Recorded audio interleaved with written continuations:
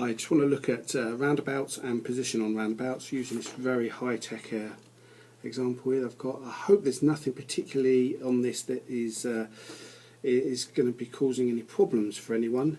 3 lanes on the approach. You can see by the white arrows on the road with regards to where everybody's supposed to be. So pink would have to be going left, blue have to be going straight over, and green has got the option, because of those 2 forward-facing arrows there are 2 exit lanes.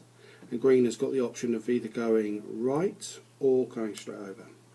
So fairly, I hope anyway, I hope that kind of makes sense for starters. But if there's any questions about that, then do put that up as well. But the point I want to do on this video is looking at the fact that the 3 lanes are popping into 2 lanes because this one is going out of play.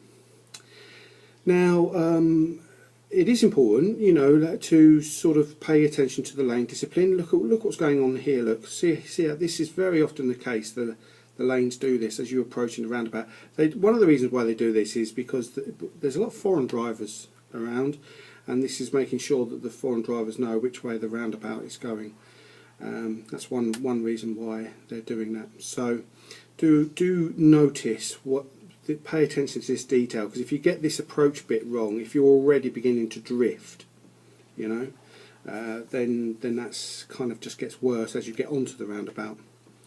So my advice is to take your time, think about your pace on the approach, be aware of what's around you as well, with effective mirror checks, so that you can see who is around you as you're approaching. And then recognising, see these things here, look, these are, if you start looking out for these are actually quite useful. These are the bollards, very often the bollards that you get on the roundabouts. And the blue vehicle, the driver of the blue vehicle can use that as a bit of a reference, look, so that, the driver, the vehicle stays over. That's the key thing, stays over, and therefore not going into the path of the green vehicle. That would spook the driver of the green vehicle for sure. If the blue vehicle started to encroach, to drift over towards the middle of the roundabout into the path of the green vehicle, that would seriously spook a driver. So we want to make sure that doesn't happen. And you can start to use these to make sure you go correctly round the roundabouts.